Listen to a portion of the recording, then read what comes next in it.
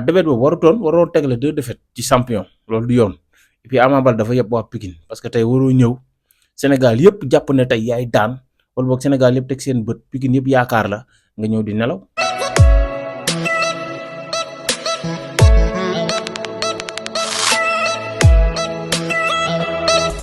Abonnez-vous, ciao le Sénégal. Abonnez-vous, ciao le Sénégal. Abonnez-vous, ciao le Sénégal. ayca jërëjëf mbokk internet yi am mbégte bu baax a baax saa su ne ni ngeen ñuy toppee ci li nga xamante ni mooy ci suñu information ku ne xam na ni démb bis bu rëy la sénégalais am muy combat bu rëy bi nga xamante ni moo doxoon ci diggante Ama Baldé ak ki nga xamante ni mooy Franc waaye Liss Ndiago ak ki nga xamante ni moom mooy Lac Rose mu nekkoon combat neex yoo xamante ni surprise daan na ci am ndax ñu ci bëree bëri defet Ama Baldé bi daan na leen métti waaye ñu ci bëree bëri gën a delluwaat xam ni Franc champion la nit la koo xamante ni lu bëree bëri war na ko daal di am ci làmb alors tey ñu toog koo xamante ni mooy Diaz Pro l'international Diaz Pro le chroniqueur ñu gën ko xam ci showbiz waaye nit la koo xamante ni day dund làmb ndax xam na ci lu bëree bëri balaa ñuy jàll ci waxtaan bi rek ma lay daal di bàyyi Diaz gannaaw bu ma nuyoo nga daal di nuyu mbokk internet yi Diaz Pro maa ngi lay nuyu. waaw maa ngi lay nuyu di siyaar sunu mboolem plateforme yi vraiment di bëggee bu baax di la siyaar bu baax vraiment di rafetlu sa liggéey ndax liggéey bu am solo ngay def ci Sénégal quoi macha allah. alors Diaz démb mu nekkoon combat bu neex bi nga xamante ni moo doxoon ci diggante ki nga xamante ni moom mooy Ama Baldé ak ki nga xamante ni mooy Franc daal di koy daan ci jël bu daal di leer nañ d'abord balaa ñuy détailler li nga xamante ni mooy combat bi rek defetu Ama Baldé d'abord est-ce que nekk na loo xamante ni bett na la. waaw non Ama Baldé tey man bi muy ñëw ci làmb ji tey foogoon naa ne Ama Baldé li mu waxoon ak ni mu jógee ak ni ko waa Pikine toppee dina bëree loolu mais boo xoolee ba ci biir rek Ama Baldé bi arbitre ne prip ban def ay quelques minutes rek da nga xam ne Ama Baldé nekkatu fi quoi comprendre nga mooy que yaakaaroon ne combat bi day yomb mais bi mu duggee ba ci enceinte bi kenn xàmmeetul Ama Baldé quoi.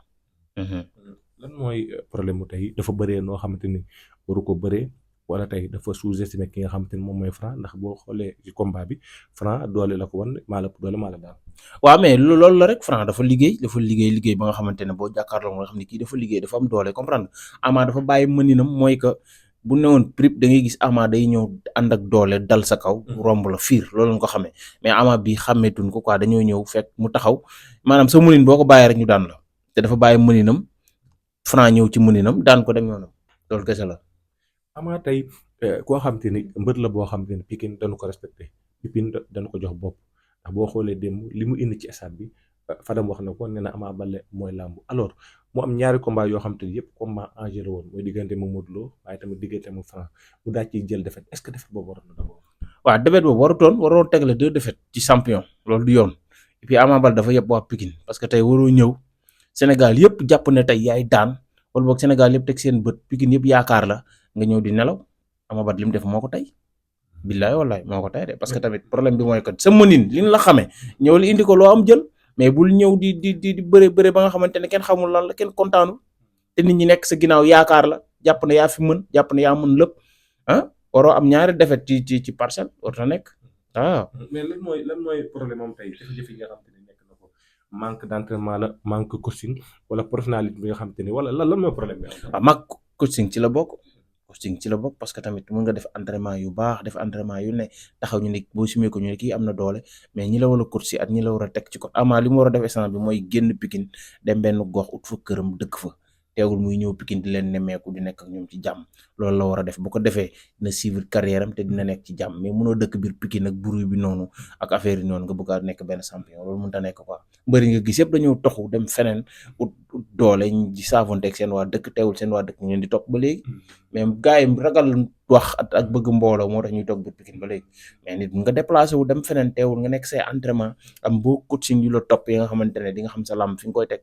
mais Ama Baldé moom wax dëgg yàlla ni mu continuer ni baaxul day yàq làmbam quoi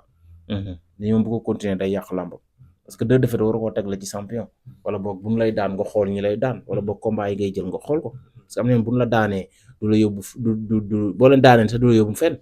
tey Ama Baldé bu daanoon dañ naan moo ko mën rek mais tey bu ki ko daan nii tey dafa yàq làmbam carrément waroon na xool bu baax. mais est-ce que tamit Ama en vrai xam na fi ko nit ñi teg xam ni tey li mu représenté ci làmb xam na tey ñi nga xam te ne tey ñooy sonn ci moom waa Pikine bi nga xam te ne combat bi mu ko jëlee ñu ci bari nelawatu ñu ci bari démb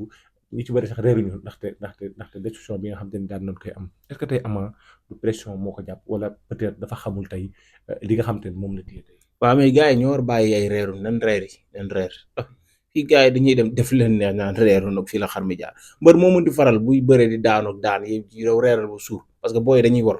da leen di yaakaar ñu dem ba ci géew bu def leen neex bu xamul fi ko Pikine teg bu xamul fi mu toll na dem bàyyi làmb dem seeti leneen comprendre nga nit boo nekkee ci benn affaire nit ñi teg la fa da nga war a blender ci bépp côté préparer sa bopp comprendre nga mais boo xoolee ni mu bëree ak ni mu daanoo da nga xam ne Ama mi bëggu doon sonn sax ci affaire bi nit ñëw jàpp tew songu dóor ngi jàpp sa tànk nga bàyyi ko tànk. est-ce que pression moom moo ko jàpp. waaw ban pression sa waay nañu may waay na bëre na jël affaire bi initiative xam ne moom dafa am ñu ko yaakaar am ñu topp ci ginnaawam pression mooy lan ba doon bëri di daan di def say affaire ñu xam ne kii nii tey ni mu bëreeg Modou Lo sax moo gën a jafe ni mu bëreeg kii ni mu bëreeg kii dafa yomb mais mel ni ku ñëwoon rek pour daanu dafa yomb de. mais jàppoo ne mystique daf ci am wala dara. waaye ban mystique Ama yow mystique di nga mystique boo xam ne bëri nga dóor nga def nga lépp dóor nga def ngay affaire def ngay démonstration mais fin bi nga cuune kay nga def lu la saf gars yi bu ñu defee erreur na leen di wax ne da ngeen def erreur ñu dem defarwaat. mais lan mooy erreur bi. waaw erreur bi mooy que yow bu arbitre ne prip li ñu la xamee mooy lan dem dóor. mais Franc ak tamit da nga ko tiim. waaw non amul Franc ak Modou Ndiaye ci comprendre nga lamb la Tapha Tine moo dàqi dóor moo gën a njool moo ëpp doole mais bi ne bëri def nga say affaire dem jàpp ko daan ko pourquoi pas Franc li nga def ci signature boo ko defoon ci lamb ji jeex wala signature bi moo topp galaaj ñu fayee ko mu dem dóori def lépp mais na defoon ci lamb ji noonu ni mu signature bu ko bëri woon lamb ji jeex mais da nga xam ne Ama Baldé bu ko xoolee xam ne bëriwul jàppantewul deful dara dafa ñëw pour daanu quoi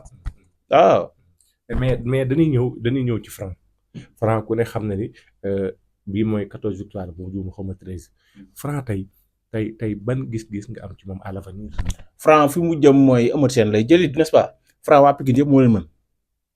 waa Pikine yëpp Franc moo leen mën. Boy Niang ne fa. Boy Niang ñoom ñëpp Franc moo leen mën waa Pikine yëpp Franc moo leen mën ni muy doxee nii maanaam lamb moo nekkatul ci affaire nandetek affaire champion affaire yi lamb xam fa la nekk liggéey te Franc dafa liggéey pour am fulla ci li muy def Franc doo gis sax mu reetaan ñaaw na ba pare du ree comprendre nga fi mu jëm xam na ko waa Pikine yëpp bu leen tegee ci Eumeu Sène ba ci Boy Niang ñoom moo leen mën ni muy bëree nii non man tegoo ko fenn waaw baax na ñoom ñëpp moom Balla Gaye ñoom ñëpp Franc moo leen mën Franc ñoom ñëpp Balla Gaye ñoom ñëpp Franc ni muy bëree nii bu ko bàyyiwul ñoom ñëpp moo leen mën parce que lamb doole la quoi lamb doole la te Franc am na doole bi am na fit bi am na bëri bi ku taxawut ak Bombardier ban mbër moo ñeme fii Bombardier di face à face ak moom kenn ñemewu ko te taxawut ak moom dee ko jàpp ko daan ko Franc comme ci jàpp da lay daan dafa toll ci digg ndëram ñoom ñëpp moo leen mën. foo teg ni moom mën Balla Gaye bi nga xamante ne moo daan Modou Lo daal koy daan ñaari jël yu. mais yow loolu daan loolu lu yàgg la Balla Gaye koo gis xam ne entraînement bi fa nekkoon nekkatu fi doole ji fi nekkoon nekkatu fi jom ji ci nekkoon nekkatu fi comprendre nga fii ku fi Franc jàpp da lay daan man faral lu ma Franc man lijjanti ma Franc xam nga fan lay yeewu Franc man maa ngi koy doog dégg sax nii man parce que man bàyyiwuma xel lu bari mais ni ma gisee ni muy doxee nii Franc moo ko mën de Franc ci depuis boobu kii laa ko commencé seetaan ci Bombardier laa commencé seetaan Franc mais ni may gisee muy doxee nii waxuma Balla Gaye mais ku dul Balla Gaye Franc moo la mën waaw. bu ñu ko tëggoon tey moom Balla Gaye. parce que maam Serafal di nga ñëwaat fii ne ma jaas di ma waxoon am na. duñ ma vaar parce que daf leen gën a pare te làmb pare la noo xam te dëgg làmb pare la Sénégal bëgguñ kuy wax dëgg mais làmb pare la fii ku ñu fi tëggaat kuy Franc da lay duma daan parce que dafa pare dafa am fu mu jëm dafa am fu mu jóge am fu mu bëgg a yegg et puis secret bi ci làmb Modou Lo xamal na ko te moom xam na secret bi ci làmb mbapat mais secret bi ci làmb arène bi Modou Lo daf ko xamal. est-ce que yow da ngay dëggal la Modou Lo ni woon couronne bi damay bëre ba doyal xool parcelle kenn ma jox ko. waaw mais foofu la jëm nag waaw li xam nga wax ne sénégalais à parfois ña leen wax dara ñu jàppe ko ay caaxaan fekk dëgg lay doon boo xoolee Franc deful benn geste gàllaaj yu bari yooyu ak affaire yooyu dafa ñëw suivre làmbam xam ne kii bu ma ko jàppee làmb ji jeex te loolu la def te maanaam Ama ni mu def sax moo tane teel a daanu bu am na nu mu doon def jël bi day gën a ñaaw waaw.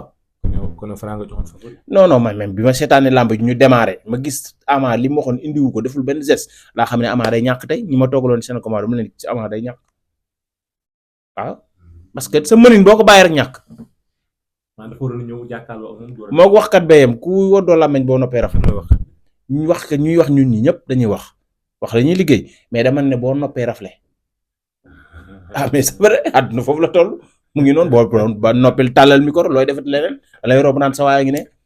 non mais c'est vrai da lay rob naan sa waay dof na léegi parce que sa liggéey nga bàyyi jaaykatu café gi du bàyyi liggéeyam Ama dañoo ne bëreet mu réer xamul fu mu jëm. waaw mais est-ce que pression jàpp duxul ko deful dara. si yow xamoo lamb sax. mais ku toll ni Franc nag nga ne ko ay 30 secondes boo ñëw dama lay ñëw est-ce que tamit loolu tegoon na ko ci yoon. waaw mais xam nga loolu maanaam loolu tey loolu ay Franc moom sa waay loo koy wax rek waaw la lay wax bu lamb maanaam géew bi la fay xew ak li xew ci signature bi du benn. voilà menn Balla Gaye laa gis muy def ci signature bi dara ñëw ak exploité loolu wala saa kees mais ñi ci des ñëpp bu na waxee dara bu ñu duggee ci biir lamb ji fa la ñuy nekk di yokk ko ki voilà noonu la demee nag mais Franc jamono juñ toll nii boo yëpp lamb ji moo ci mën. loolu nga wax moo ci mën la Franc moo mën ci lamb ji lamb juñ toll nii moo ci mën man commencé naa supporter Franc léegi jamono juñ toll nii. yow boo ko doon jox tey combat tey Franc. Eumeu Sène laa koy jox mu daan ko. yow boo ko teg day daan Eumeu Sène. waaw yow muy daan Eumeu Sène day taxaw Eumeu Sène daa amatu doole yooyu. Eumeu Sène amatul doole yooyu. Franc est-ce que am na bëre bu ñor ba tax tey ñu naan mën na daan. waaw mais sa waay nañu waxante maanaam bëre ndaw lu gëm boppam xam ne dama am lu ma war a jëli ko Franc foofu la toll barke Seydina Mohamed ku dul Franc day daan Eumeu Sène jóge ci Eumeu Sène dem boo ñaar daan ko dem feneen ak feneen. nga ni Franc moo mën Pikine. moo mën waa Pikine yëpp moo leen mën non dafa non mais c'est vrai yii daggal dugal fi la neex moo mën waa Pikine yëpp parce que dafa toll ci digg ndëndam dara état nu ma de damay wax dëgg dafa toll ci digg ndëndam barke Seydina Mohamed caaxaanul kaful réewul. bu ñu ko joxee Balla Gaye. bu ñu ko joxee Balla Gaye mu daan ko jox ku ñu ko jox ci làmb jëm juñ toll ni Franc da lay daan parce que dafa taxaw carrément waaw mais Modou Lo bi mu demee ba xool carrière am ba génn ci affaire yi gars yi di def nii dafa pare carrément nga xam ne kii dafa pare. empereur bi nga naan kii moo ko mën. kan mais yooyu gars yi ñoo koy carrière rek mais dama licencié man Balla Gaye laa mos a faral ci làmb man Balla man Pikine laa dëkk juddoo fa yaroo fa. Balla Gaye bu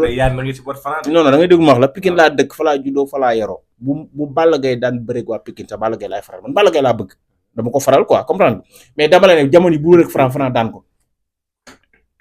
waaw ragaluma loolu bu rek Franc Balla daan maa wax loolu waaye yow Sali nga neex wane. waa léegi Ama dama bëgg ñëw ci jafe-jafe yi. parce que gis nañ bi mu daanoo mu daal di tàllal loxo yi ne bàyyi naa bëri. kan Ama waaw moo ko wax. waaw mais loolu ay waxu mbër la rek moom mbër a koy làmb koy dundal te xale la te li ci kanamam mu ngi ci kanamam na defaraat boppam dellusiwaat ci làmb ji am na ñu war a mun a bëreel mu bëreeg ñoom loolu ay wax la nii rek na mun nañu jël ñoom Zarko mun a jël ñeneen ak ñeneen ñu ngi fi toog di ko xaar. waaw day wàcc mu day wàcc deux jël day wàcc farfos deux défaite sa waay dañoo xamante dëgg amul mbër benn défaite rek boo ko teglee il faut nga bëri ka nga xamante ne da nga jël nga ciy ut pour mun a continuer waat il faut mu am ku mu daan jugaat tuuti continuer waat làmbam mais boo ko deful làmbam day yàqu quoi parce que tamit fi mu daanoo waru woon daanu foofu quoi même bu daanoon keneen ku dëkk Fass wala feneen sax garaawul mais benn ñaari gox ñaari nit daan la fa benn gox ñaari nit daan la fa loolu mooy loolu quoi day dëggal que ne ki la njëkk a daan dafa wane que ne li ñu doon wax ci Ama newul ci yow problème ñëw daanaat la day wane ne yow doo dara c'est vrai dafa war a góorgóorluwaat bu baax xoolaat làmbam waaw. mais d'après critique yi ak ni nga xam te ne bëree na ko te war a ko woon a bëree te boo amoon conseil yoo xam te ni moom nga ko jox la lay doon. conseil moo koy jox rek mooy que mu génn Pikine dem dëkk feneen fa nga xamante ne day xëy di ñëw di nemmeeku dëkkam parce que moom Pikine la dëkk moom di jóge ci yaramam mais na génn tuuti ut këram fenn dem di liggéeyaat boppam xoolaat carrière ba pare waa Pikine nañ ko jàppale ci loolu may wax nii mooy ñu génne Pikine ñu dooleel ko xam ne seen doom la xam ne dafa perte te yàgg naa gagné ñu soutenir ko quoi waaw parce que ni mu bëree ku gis xam ne ñu pare woon pour lamb ji nekkutoon ci lamb ji waaw. mais gis nañ ki nga xam te ne mooy Pokola Baldé ay saam daal di jooy metti nga xam te ne Pokola jàmbaar la Pokola di la koo xam te ni jàmbaar daa ni ci moom tey loolu man raaj lu ko mën a defaat àll ba daan sa nijaay nga daan. waaw ñu daan sa nijaay nga jooy rek dem entraîné ñëw daan ki ko daan du détail loolu du problème jom la ci yow quoi parce que fii lamb ji gis nañ ko fi ku daan sa baay nga góorgóorlu ba màgg ba ñëw daan ko. nga daan ki daan sa baay ki daan sa mag nga góorgóorlu ba ñëw daan sa mag jom loolu mooy jomu nit waaw jom mun koo gis mu jooy rek dafa am jom parce que mu ngi xalaat ne ëllëg jamono mun na jot ma faj lii Pokola mbër la champion la man gëm naa ko te xale la te am na entraînement li mu mujjee bëri fii da nga xam ne kii ndaanaan la ñeme nay dóor mun naa bëri am na fit am na gàllaaj na teg soog Ama Baldé xam ne bu fi jógee man maa fiy nekk ku ko daan dinaa la daan loolu mooy làmb ji mais ay du ay détails ak affaire yooyu noonu quoi comprendre nga du ay détails du loolu làmb nag kuy bëre daanu kuy bëre juum kuy bëre cuune. mais lu ko metti la. waaw mais mun dina ko metti parce que xale la et puis di gis ñuy daan sa mag nekk champion war koo faj xam ne kii tey bu ma jàkkaarloo moom dina daan sama mag waaye dinaa jëflante ak moom loolu da koy metti xale la te Pokola daa mën a bëre am na doole non xale bu mën a bëre la am doole man dama am yaakaar ci moom Pokola dama am yaakaar ci moom xale la am na fit te du dellu ginnaaw Ama Baldé bu njëkk ma rek laa koy xoole kon jamono ju toll ni tey bu demee ba lii dal ko moom na doon jooyu jàmbaar ci moom jooyu entraînement moo doon moom ma jooyee pare guddi ga wala suba si damay xëy dem entraîné ci toj soog ki ko daan daa ñëw fajal ko mer bi parce que làmb loolu la ngëm-ngëm la quoi gëm boo ñëw ci làmb boo jógee booy signaté da ngay am looy gëm boo ñëwee ci làmb am loo gëm boo duggee ci biir géew bi am loo gëm boo fay génn am loo gëm li nga gëm ngay yóbbaale. mais tey Pikine am na défaite waaye am na avenir Pokola Baldé. waaw Pikine am na défaite mais am na avenir am na Pokola Baldé am na yeneen xale yu nekk ci ginnaaw ya nga xamante ni ñu ngi entraînement ñu ngi góorgóor te kenn xamu leen mais Pokola la nit ñi xam te moom moo war a doon champion Pikine ëllëg comprendre nga bu mu gëm damaa mën a bëre bu mu gëm maay champion bi nag gëm ne ku ma jàpp dama laa war a daan loolu mooy làmb. waaw jàmbaar la nan ko ñaanal. non nan ko ñaanal Pokola jàmbaar la et puis xale la ba nga xamante ne vraiment nit ñi bëgg nañ ko et puis mu ngi commencé am benn foule ba nga xamante ne foule bi ñu bëri ñu mel mbër ni moom wala ñu ko mag amuñu ko l'essentiel nañ ko gën a sécuriser gën koo dooleel pour mu jëm kanam quoi man gëm am naa yaakaar ci moom trop Pokola. mais tamit dañuy ñëw ci ki nga xam te mooy Liss Ndiago mu daal di kaaw ki nga xam mooy Lac Rose Liss Ndiago nag bettu ñu bëri parce que ñu ci bëree bëri gannaaw ambiance bi muy def mais day wane jom. boo xoolee Liss Ndiago combat yi mu yëpp xeex lay def xeex ba dóor nit ki mu daanu ku mel ne Lac Rose tey nga jàkkaarloo ak moom bagaar ak moom ni mu géant dóor ko mu daanu Liss Ndiago tey fan la jëm. Liss Ndiago ni mu daanee Lac Rose sax waroon jëli ba waroon naa gën a garaaw noonu waroon naa gën a mën a gaaw parce que Lac Rose dafa nekkatu fa du nii entraînement du nii forme du nii déplacement du nii dara te Liss Ndiago xale la ba nga xamante ne dafa am fu mu nekk am fu mu bëgg a yegg am fit mën a bëre. comprendre nga xale yi ñooy fiy jëlee mag ñi ak mag mu mënti doon ak loo fi mënti def xale yi ñoo la fiy jëlee Liss Ndiago mu ngi ci carrière ba nga xamante ne ñi topp ci ginnaaw dañ ko gën a dooleel ci civilisation gën koo dooleel ci bëgg ko gën koo dooleel ci jàppale ko waaw parce que loolu mooy encadré artiste mooy encadré mbër mu nii artiste ñi ñëpp comprendre nga l'essentiel bi mooy que fi mu nekk baax na mu ngi ci yoonam nañ ko xoolal adversaire yi mu war a bëree mu bëreek ñoom te buy bëreek ñoom moom mu am jom gën a entraîné gën a xam boppam ne am na fu mu war a egg mbër nag booy débuté dinaan mun na ko munu ko waaye yaay def li tax prouver li tax nit ñi sopp la te mu ngi ci yoon boobu. mais gis nañ bi mu daanee mu daal di jooy métti xam ne moom xamul ki nga xam te ne mooy yaayam xamewu ko sax yaayam dafa teel a génn àdduna xam le ne moom mooy soutien de famille tey ay magam la fekk daanaka jooy na day mel ne jàmbaar tey moom moo ko animé tey ba tax na tey combat bu mu dugg boo xoolee moom Pokola dana ko tey da ngay jël sama bakkat waaye doo ma daal. waaw loolu nag mooy àdduna ni ku nekk nii la yàlla bind ñi dañoo fekke seeni famille ñi fekkul seeni famille ñi fekk seeni famille bu dund ba miin leen yaakaar naa ne sax ki xamul famille moo gën a sedd sax ki xam famille di leen gis ba miin leen ba xam ñëpp ci ñoom ñu ay jóge fi comprendre nga loolu na doon jomam. ñu ko fi yàlla booleel muy ay famem ñi fi des mu jàppalanteeg ñoom dimbalanteeg ñoom.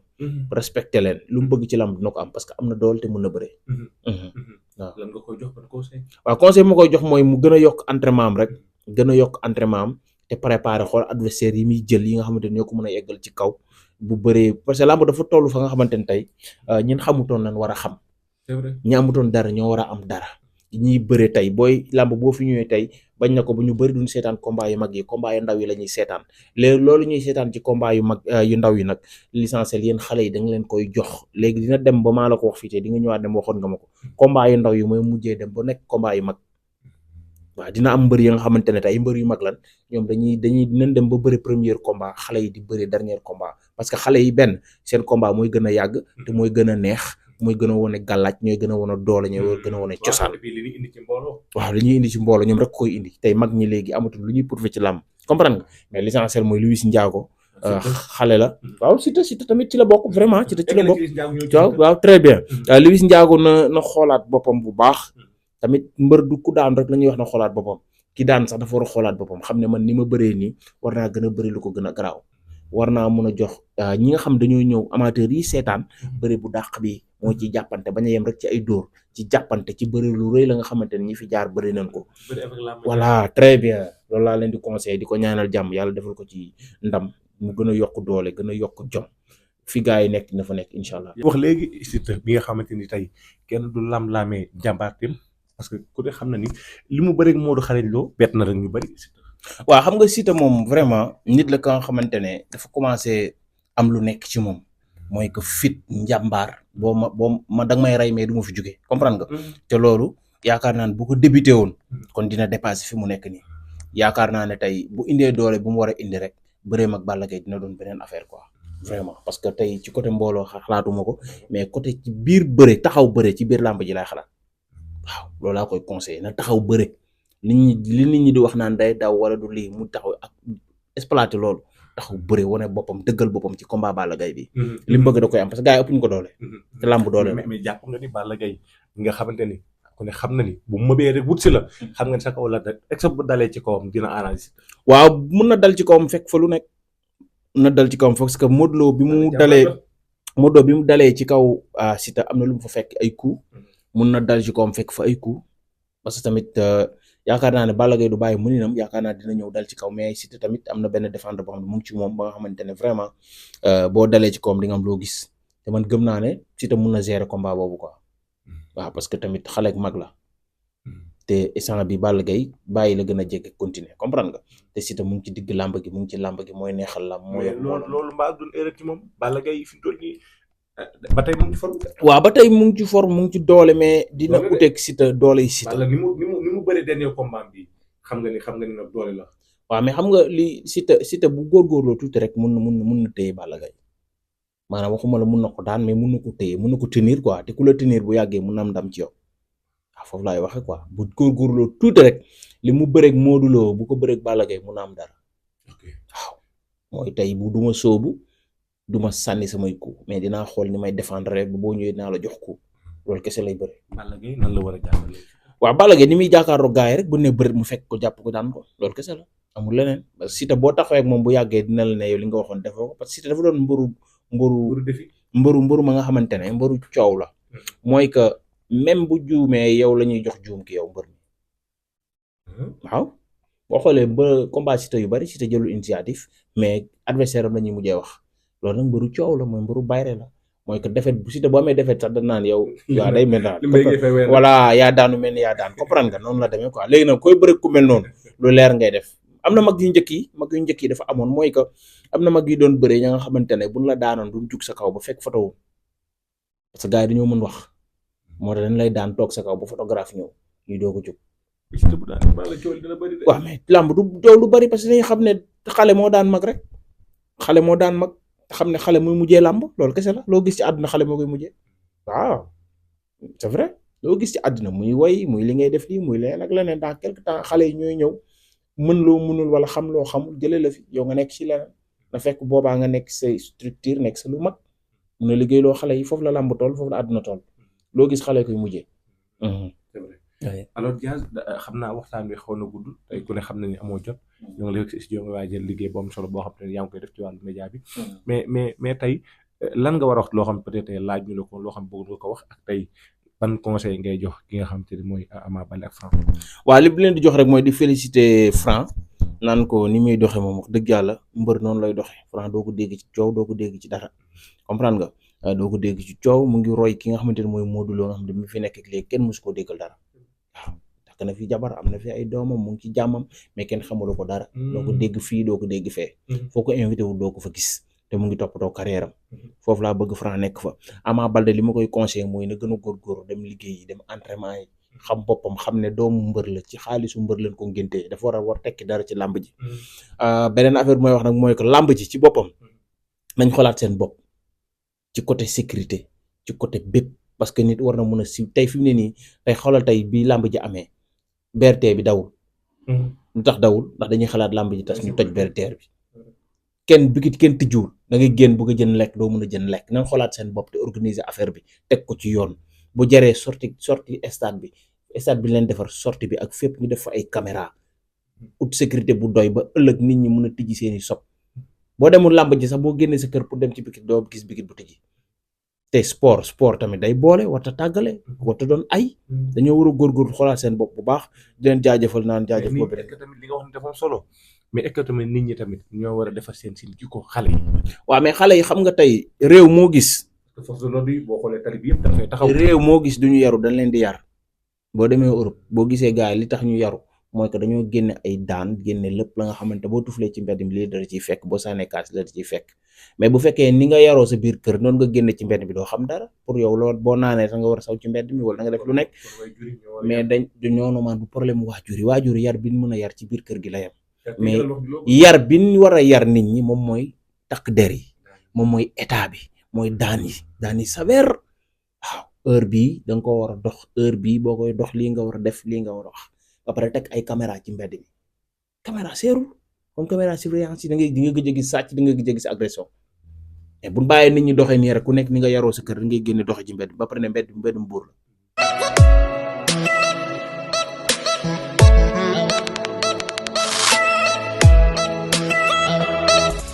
Abonnez-vous, ciao le Sénégal. Abonnez-vous, ciao le Sénégal. Abonnez-vous, ciao le Sénégal.